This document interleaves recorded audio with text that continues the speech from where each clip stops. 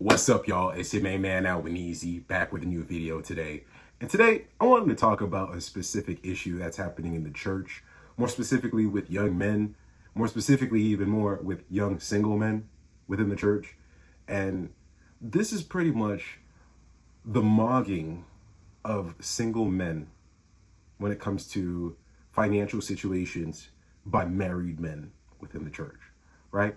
So we have a generation of young men, latter part of millennials into Gen Z, where these young men have been dealt a financial situation that is not the same as their fathers or their fathers' fathers. And people will gaslight you from the older generation, says, you have it so much better. You have so much more opportunity. And to be fair, there's a sense where there is no other time like now in terms of the opportunity for people to do things and the resources that we have available to us. That part is true. But our economy and our financial situation isn't better for that. You could argue that buying power, the power of the dollar, our entire economy was more conducive for a better way of life 30 to 40 years ago versus today. Inflation, all that stuff is ridiculous. The housing market, ridiculous. The car market, ridiculous.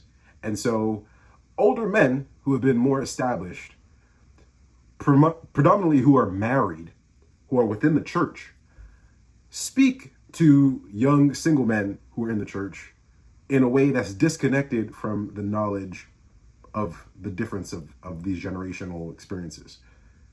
And so they will come to a young man and tell him advice that was relevant 30 years ago as if it's going to apply and be helpful in the same way today. And I feel like there's a disconnect, there's a chasm between the married men and the single men, where the married men who have been married for a while, they don't know the shift of what's happened socially with men and women and the dating thing since 2020 and this whole red pill stuff, all this stuff that's new to young men right now. They don't understand that.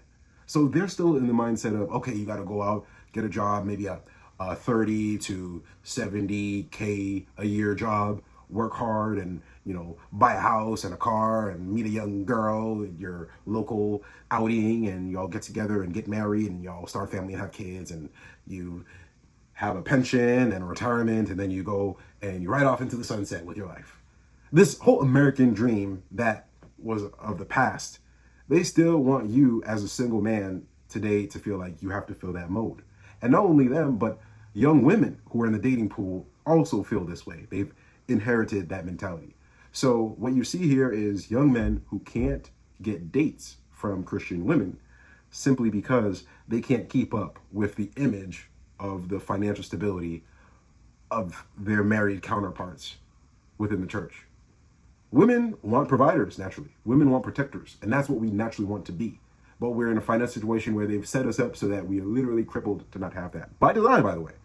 And even when a man is working hard, I went from making 30 to 50 to over 70K currently right now a year. And years ago, I would be able to have a family, afford a house, mortgage, all that kind of stuff. Fine. Go on vacations, fine. Now, I'm looked at as broke. Now, I can't even find somebody who's willing to come together and humbly live out a family life with maybe dual income with my 70 and whatever she has. It's ridiculous right now. And I'm a young man that's trying. And so if you're a young man and you feel this frustration, if you're a young man and you're constantly being gaslit by older men or other married men in the church because they don't understand your circumstance, or they just look at you as a failure, or they're saying you need to get it together when they don't understand all of the dynamics that are really affecting your experience and your decision making as a responsible young man of God. Don't worry. You are not crazy. And this is the reality. I don't want to say it's hopeless. I want to say continue to look out for young women who are humble, who don't care about social media or keeping up with the Joneses, and who isn't fed this whole thing of, oh, he has to make over 100K a year or else I'm not going to look at him or give him the time of day. There are still young women out there who care about hardworking men and still are looking for young men of God who, have a job at least, and they're trying to make something for themselves, but they may not have millions of dollars, or they're not making the kind of money that, celebrities or Bill Gates and Elon Musk or Kai Cenat or LeBron James or somebody's making. Continue to seek the Lord, put God first, If you're working hard, just keep doing what you're doing. Don't let even all these Christian women out here who, just because you're making 75K a year, make you feel like you're terrible or that you aren't viable, because you are. You know what I mean? We're in weird times. And I want to give that encouragement. And some words to the married men out there who may be a little bit older. Like, if you're encouraging young men, make sure that you dive into a little bit of what we're experiencing right now. Don't just spew out the same rhetoric or the same life experience that may be irrelevant to them that you've had years ago that is not going to help them today. Investigating how you can give them some sound male advice, even from your perspective, but understanding and having more empathy of their current reality. So that's all I got for today. Guys, if you're Christian, you're single, don't lose hope. Understand that there's other guys out here that understand your plight. You're not crazy. You're not just a loser. You've inherited a situation.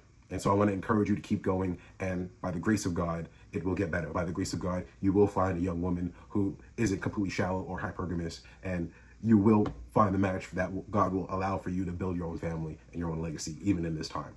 But trust in the Lord, put him first. Remember that you're not gaslit. You're not crazy. You know, this is a reality. You're not imagining these things. You know what I mean? Keep the faith. That's it. Peace.